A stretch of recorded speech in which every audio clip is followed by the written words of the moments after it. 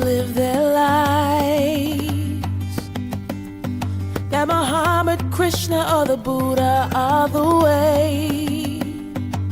Still some believe it's right to say in the name of Jesus when you pray. We are a humankind of 7 billion. So many different races and religions, and it all comes down to one. Some say God's a him, and still many believe that he is a her. Does God live in our hearts, or is she somewhere out there in the universe? We are a humankind of 7 billion. So many different races and religions, and it all comes down to one. How far will we have to go before we learn the lesson? Gandhi was a Hindu, Martin Luther King a Christian. Regardless of religion, they knew love was the mission, and it all comes down to one.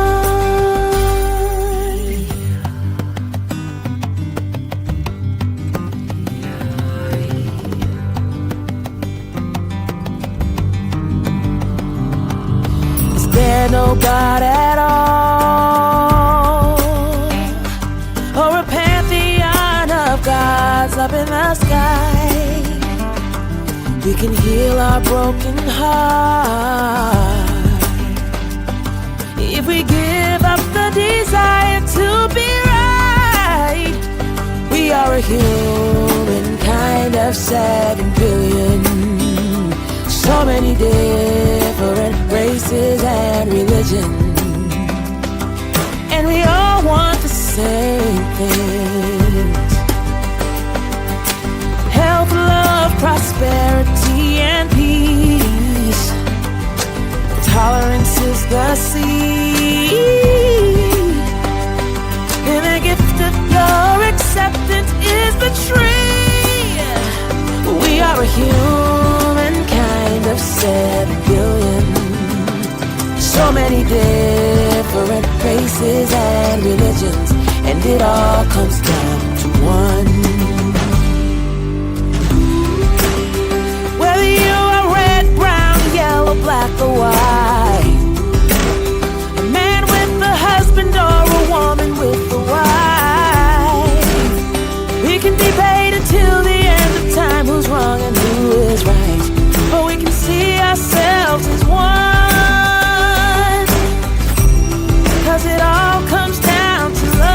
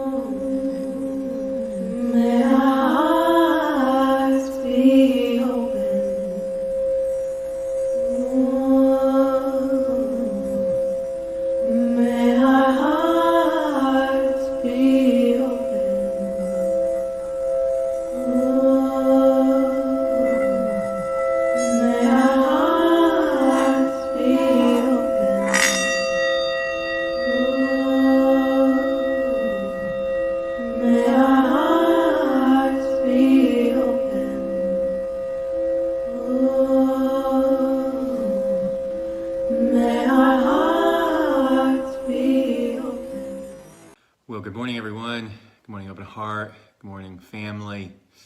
We always say that you visit once, you're a visitor, visit us twice, you're family. So welcome, family.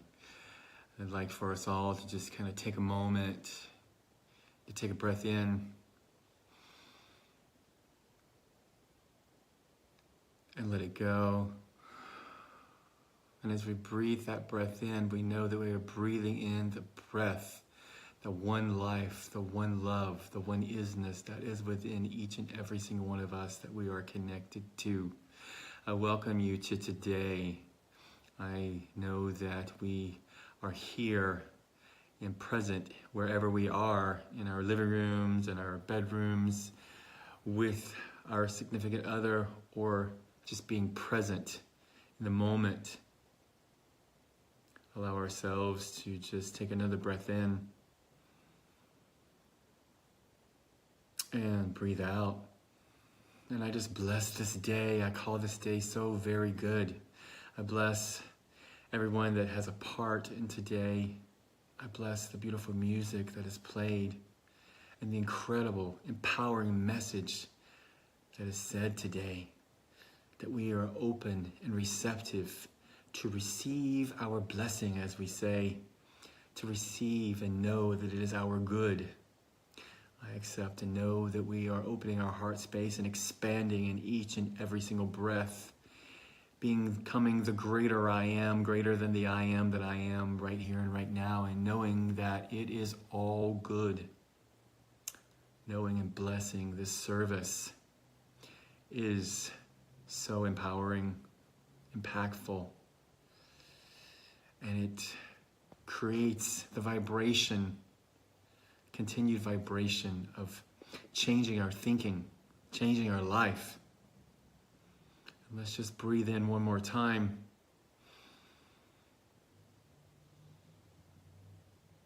And let this beautiful day unfold and service begin. And so it is.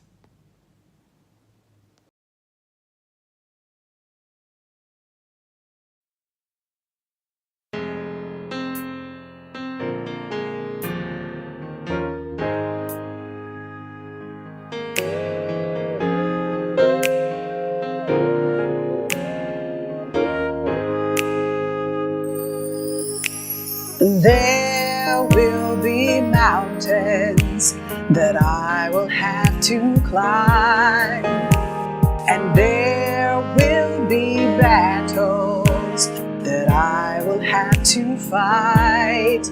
But victory or defeat, it's up to me to decide. But how can I expect to win if I never try? I just can't give up now. I've come too far from where I started from. Nobody told me the road would be easy, and I don't believe I've come this far to be defeated. Never said there wouldn't be trials, never said I wouldn't fall, never said that everything would go the way I wanted to go. But when my back's against the wall and I feel all hope is gone, I lift my head up to the sky and say, help me to be strong. I just can't give up now. I've come too far from where I started from. I've come too far. Nobody told me the road would be easy, and I don't believe I've come this far to be defeated.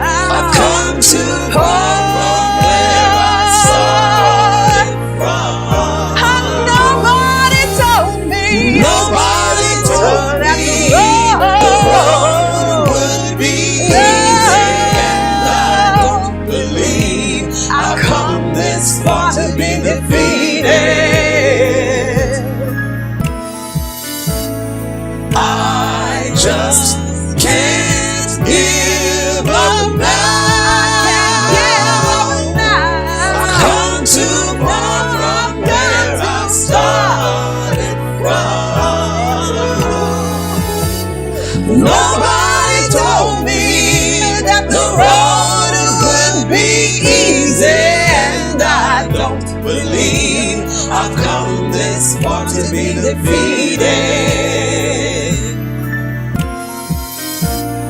I just can't give up now. I've come too far from where I started from. I've come too far. Nobody told me the road would be easy, and I don't believe I've come this far. I don't believe I've come this far. I don't believe I've come this far. I don't believe I've come this far. I don't believe I've come this far. I don't believe I've come this far. I don't believe I've come this far. I don't believe I've come this far to be defeated.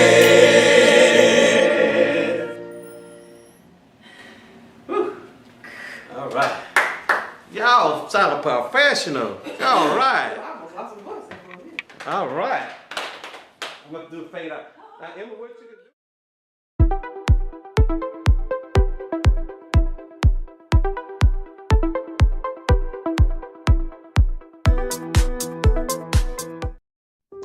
What comes from the heart reaches the heart.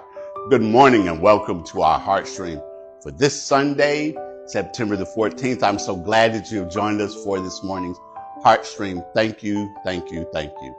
We want to this morning remember the Reverend Villa Willis, or Reverend Manasseh. As you know, that she went to Indiana to become the pastor of Unity Bloomington, and unfortunately, her wife, Gail Hunter, transitioned this week. So we want to remember them in our prayers, continue to send them energy, continue to send them love as she navigates through this time. Remember also her daughter, Lily, but the rest of her family. But we do want to acknowledge that and to say to them that we continue to send you our concern and our prayers and everything else.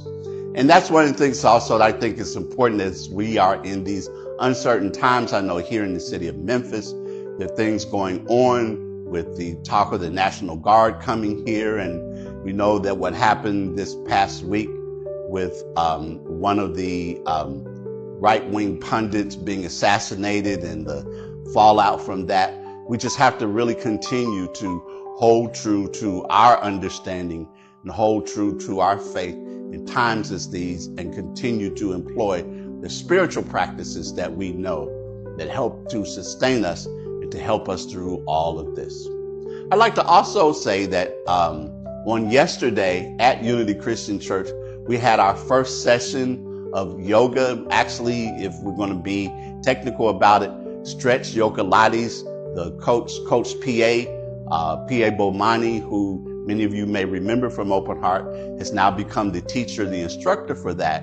And it begins, it will be on each Saturday at 10 a.m. We'll have a meditation period beginning at 9:30, and then the class at 10, from 10 to approximately 11. It's $10 per session. We hope that some of you will take the opportunity to come out. We had a wonderful session on yesterday.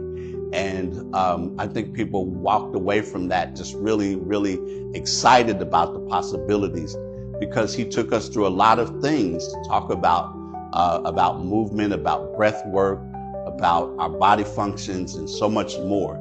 So you are invited to come and be a part of that. I know some of you did make it on yesterday, and we were very, very happy to see you. Continue to support us through your financial contributions, through your prayers, through your spreading the word, through all of the things that you do to help this message of New Thought, Ancient Wisdom get out into the world. And as always, I greet you, I bless you, I see God in you.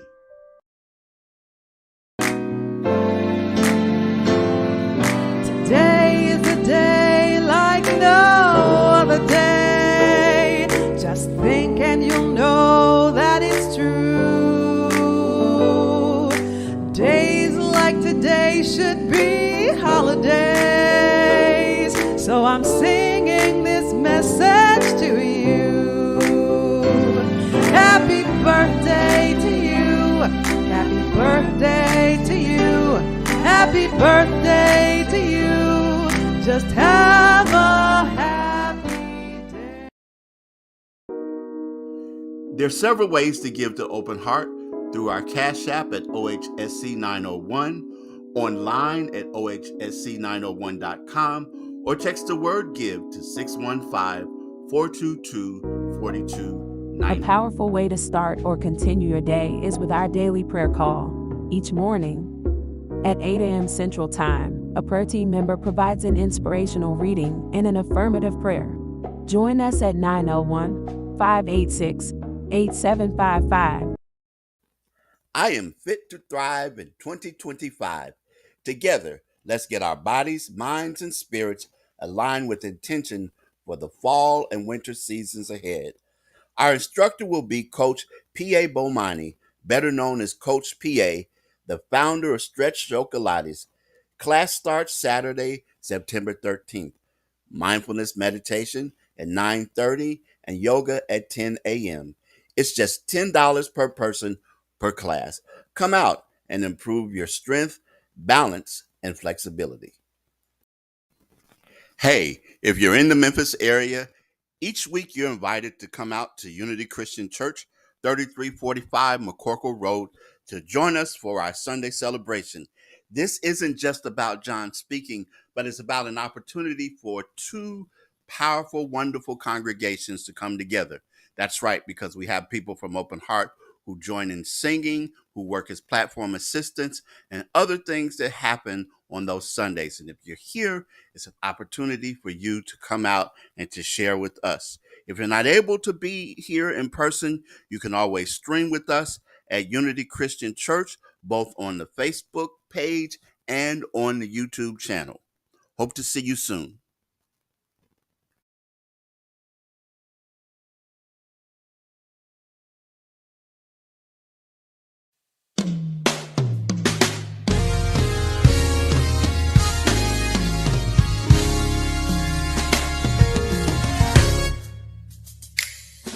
Sometimes you have to encourage yourself. Sometimes you have to speak victory during the test. And no matter how you feel, speak the word.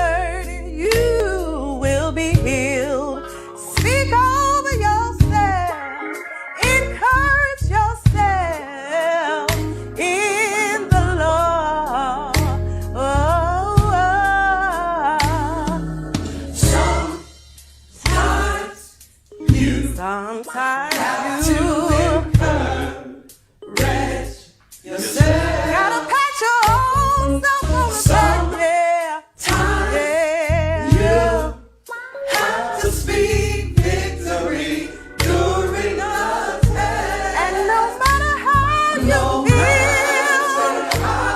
you feel, speak the word over your life, and you will be.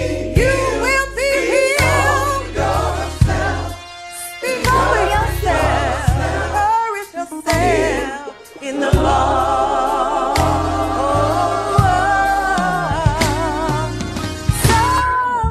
Sometimes you have to speak a word over yourself.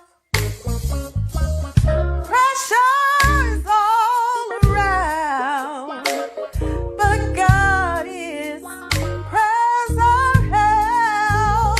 Oh, the enemy created walls, but remember giants need to fall. Speak over yourself, encourage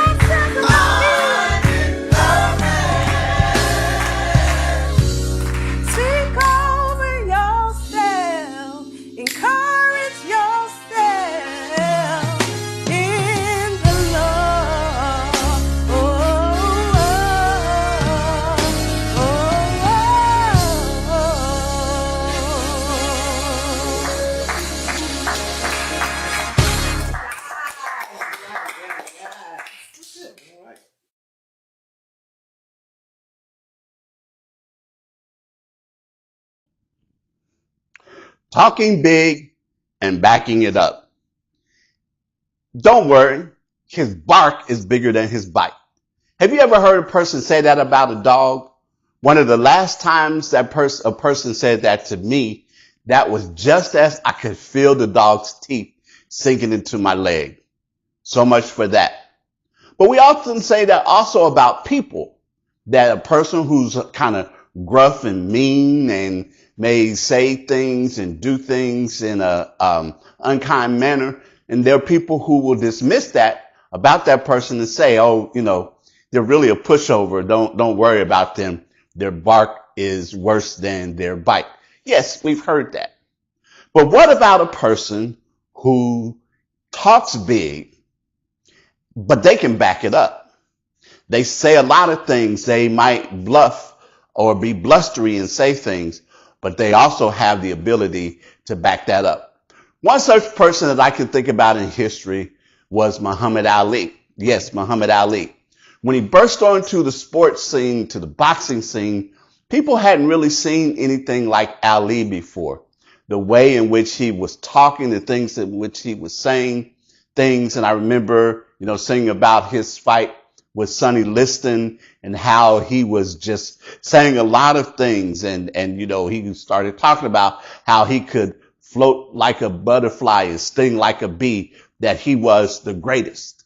But Muhammad Ali could back it up. He had the ability to back up what it was that he was saying, and he certainly did so. He certainly proved to the world that he was a person who could not only talk big, but he could back it up. As a matter of fact, he even said, it's not bragging if you can back it up.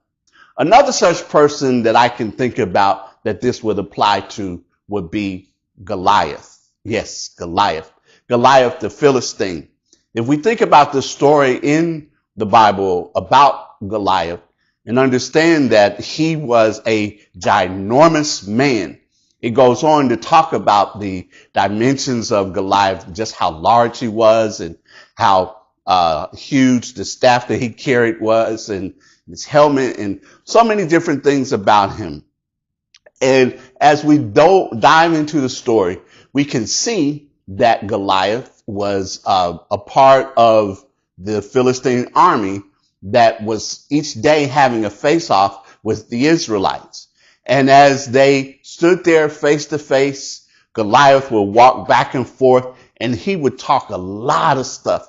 He would say a lot of things about the Israelites, talking about, their God and what he could do to them, and calling them dogs and even worse things. And he would do that. And the Israelites, to be quite honest, were afraid. They were frightened, because here was this giant of a man who was saying these things, and they didn't quite know what to do with them.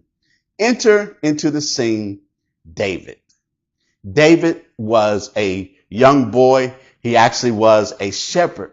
And if you think about it for a moment, shepherds in that day and time were not considered to be were not held in the highest regard. If you think about it, because, shepherds, what they did, they hung around sheep. They stayed with the sheep all day. And after a while, they started smelling like the sheep. And, one thing you probably don't want to do if you've ever smelled sheep before is to smell like sheep. But that's what happened, and they were considered to be uncouth. There were many other things about them, because they were often gone for long periods of time out hanging with the sheep. And David was a young boy. His father Jesse had him out taking care of the sheep. David also had 3 older brothers who were a part of the Israelite army, who were there daily facing Goliath, that standoff that they had there. And David's father was concerned about his 3 sons. So he got his son to have somebody else watch the sheep while he would go and check on his brothers and come and report back to his father. So he gave him some things to give to them, sent him off to check on his brothers. As David got there, and his one of his older brothers came to him and asked him, first of all, what in the world are you doing here? Why are you here? I mean, he was, if you read the conversation, he was really quite mean to him. And why aren't you taking care of the sheep? Who's looking after them? Nobody asked you to come out here. And as he tried to explain why he was there, he also overheard Goliath walking back and forth, talking again about the Israelites, talking stuff, as we say, talking smack to the Israelites about themselves, about their God, and about their abilities, or actually their inabilities. But as he continued to say those things, David started asking, are y'all going to let him say these things to you? Are you all going to let him talk about you, talk about your God, and all of the things that were going on? He just couldn't take it anymore. And he learned that the king Saul had actually said to people, if anyone was able to take care of Goliath, if anyone was able to get Goliath out of the way, he would reward them. They would get, some of his riches, even the opportunity to marry his daughter. And David kind of liked that idea. He liked the sound of it. So he said, I'll do it. And they brought him to Saul saying, here you are. Here's somebody who's willing to go and face Goliath. And as Saul looked at him as a young boy, even said, you're still a boy. But, here, he took his armor, he put it on David, but it was too big. And David ultimately took it off, said, I can't do this. I don't need this. And what he did do was that he got his slingshot and he went to the river and he picked out 5 smooth stones. And then he walked back saying that I know what I can do, that I have the ability to do something about this giant. I have ability to, if you will, to shut his mouth for good.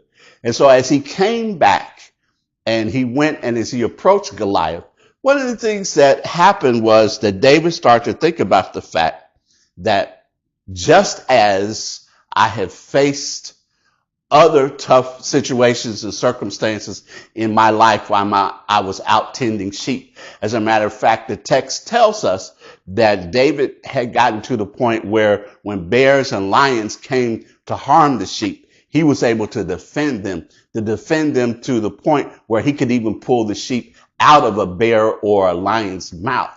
That's how brave he was. That's how skilled he was. That's how strong he was, that he was able to do those things. And as he started to think about this situation, he's facing this situation, he started to say to himself that this situation is no different from that. Just as I was able to accomplish that when I'm out there tending sheep, I should be able to take care of this giant as well. And so as he approached him and as David started hearing him, Goliath said about David, y'all would bring a dog out here and send a dog after me? And he started talking about David again, doing like he usually did. And I want to stop the story right here for just a moment and to ask the question, what do you do when you face the big circumstances in your life? What do you do when you face conventional wisdom? Conventional wisdom that says these things are impossible. These things are too big. These things are something that can't be overcome. These things are insurmountable. What do you do when people are telling you that it can't be done? No one else has done it before. When people question your ability and what you do when you're seeing a big diagnosis that seems almost too impossible to fathom. What do you do when the appearance of something comes up and is so big that you can't wrap your mind around it other than to think, how in the world am I going to be able to handle this? How in the world am I going to be able to surmount this? And what do? I think that David has some lessons here for us, because as David heard what Goliath had to say, things started to happen in David. They started to happen in him. He recognized and realized that he had faced challenges before, that he had gone through some big situations before, that he had experienced those things in his life. And one of the first things that we have to do is that when these situations and circumstances come up, when those seemingly insurmountable odds come up. We have to take time to step back and reflect and remember those other times when we were confronted with situations or circumstances like that. But in the midst of that, something happened in the midst of that we were able to get through to the other side. And here we are now. Think about the song that says, soul look back and wonder how I got over. But there are some things about that, how we know how we got over. But we have to recognize that. We have to remember those things. Understand that we already are survivors. We already are people who are victorious. We already have the ability.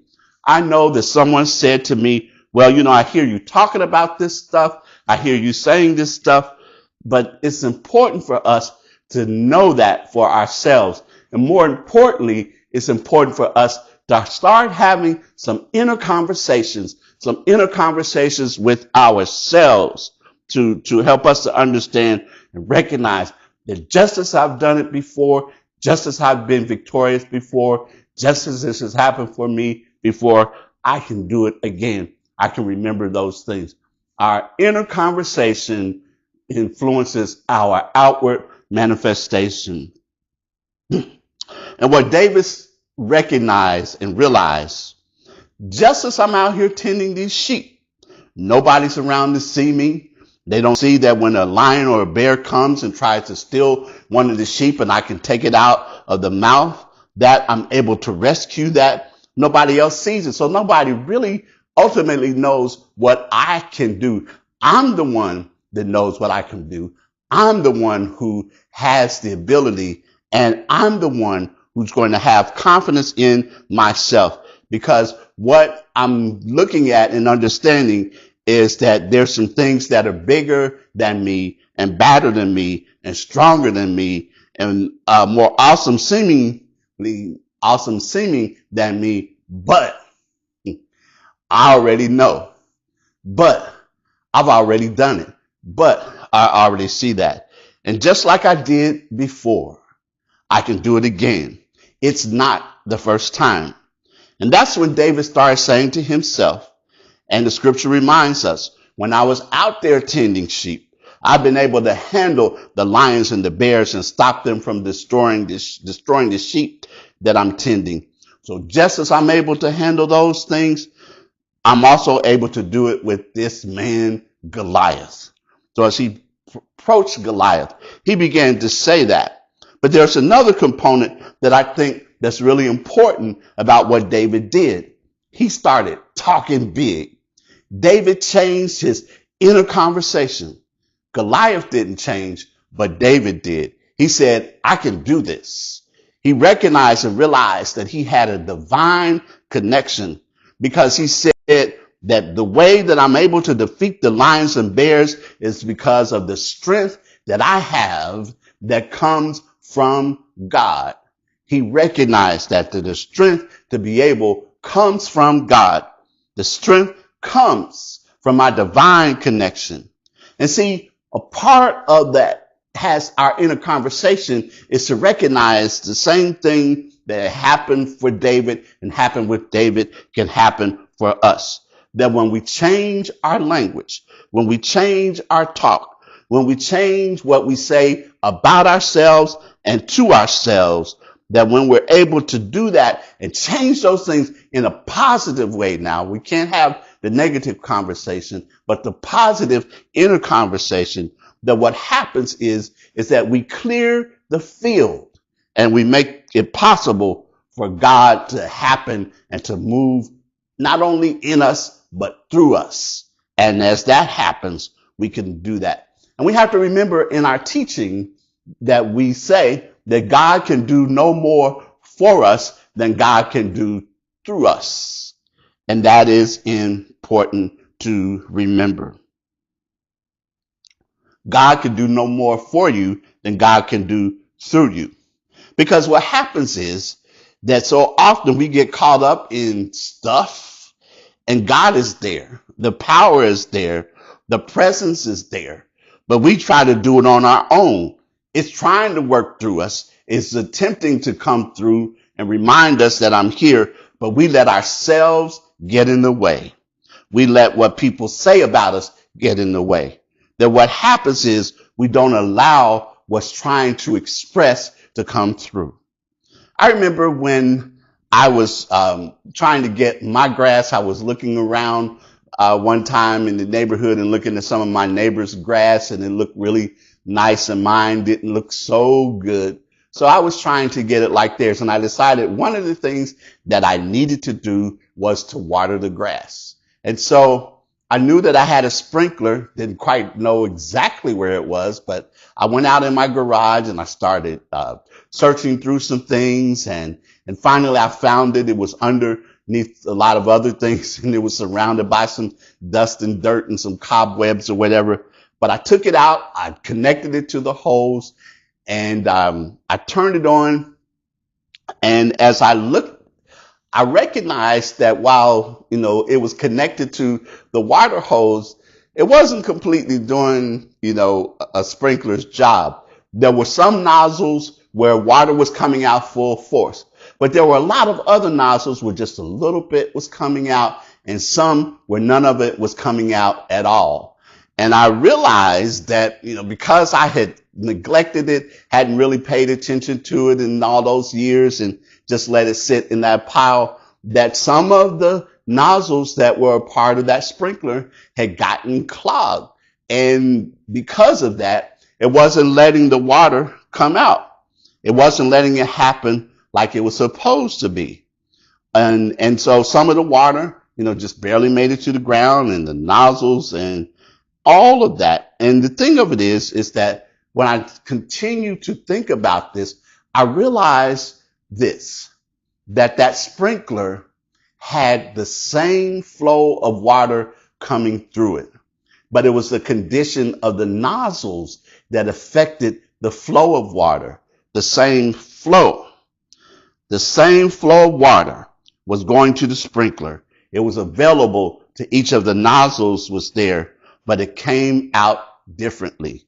Some expressed it fully, some expressed it a little bit, some expressed it as almost nothing at all. Same flow, different results. Same flow, different results. Same flow, different results. And that's kind of how it is with us, that each one of us has the same divine flow moving through us. Same flow, different results. Remember, God can do no more for you than God can do through you. Some of us allow none of the divine to flow through us. We get caught up in our problems. We get caught up in excuses. We get caught up in thinking little about ourselves. Some of us allow a little. And then some of us, though, are full on. Some of us are wide open to the divine flow and it coming out of us and it being available to us. When we clear that which is blocking the divine flow, something happens. Our inner conversation plays a part in this process as we continue to remind ourselves and tell ourselves in a positive way. As we say to ourselves, I can. Yes, I can. I've done it before and I can do it now. I do. I believe it. And I know because I'm connected with the divine. And as David approached Goliath, one of the things that he declared was, the battle is not mine, it's the Lord's. As I'm connected to the divine, I allow the divine to flow through me, that what needs to happen will happen. And so what I'm here to remind us of this morning is that when we become purposeful, that when we have a chief definite aim, as the author Mitch Horowitz would say, we don't just let things happen. For example, rather than just starting our day as usual, many of us have slipped into this particular pattern, which is a part of the usual, where we pick up our phone first thing to check and see what email has come in, what text messages might have come in, what's happening on social media, what people are talking about, what the news is, all of that. But we have to make up our minds that the first thing, the way that we start out our day, because that goes into determining how our day will ultimately unfold. We have to make up our minds that's not going to be the way that we start our day anymore. Rather than getting caught up in stuff that actually and truthfully can wait, we've got to get our minds in tune, getting our spirits revved up, getting our understanding clear. That is the most important thing that we can do. I remember one of my Science of Mind friends who's a practitioner wrote this very wonderful treatment to talk about that in the morning. That rather than getting up and getting caught up in all this other stuff, the first thing to do is to greet the day as a genius. To greet the day as a genius. As a matter of fact, she wrote into that treatment, "Good morning, genius." And then she started to write about it, to talk about how to see the day from that perspective, how to see the day unfolding in the way that you wish to have it, to have a system, to begin talking to yourself and saying to yourself about the things that you want to see manifest and unfold, and seeing yourself already doing it, seeing it already done, seeing it already happening for you. Then when we have a system, we're clearing the deck. We are, if you will, for the divine flow. And that's what happened with David. As he approached Goliath, he already had that inner conversation going on. And as he got there, he was able to use what he had.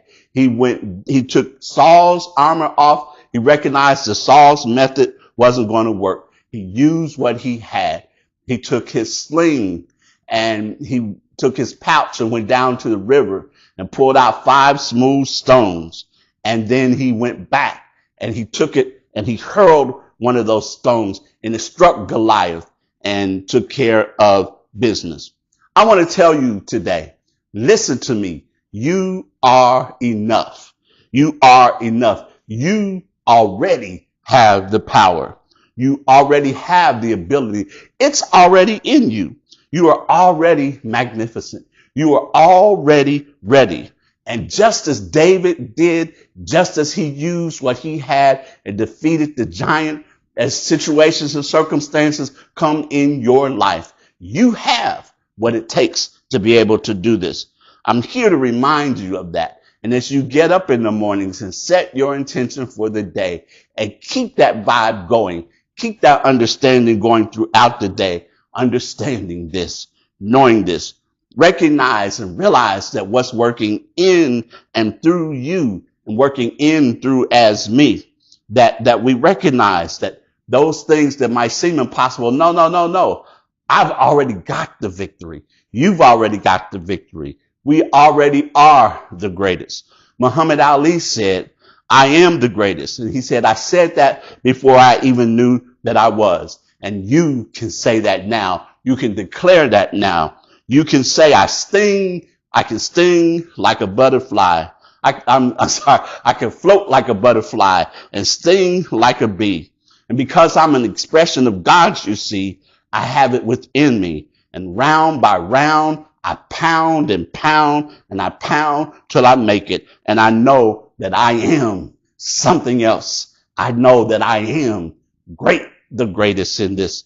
So you are. You in this moment can start talking big and know that you've got it within you to back it up. And so it is.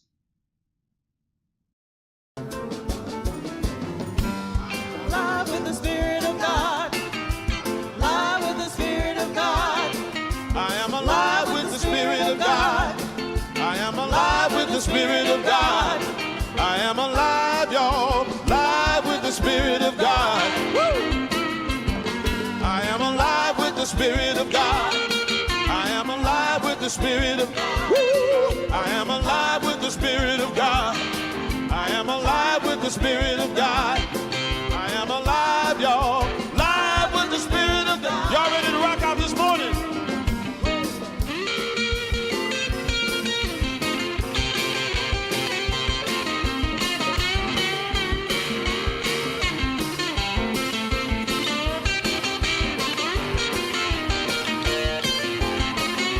Come on, Joe.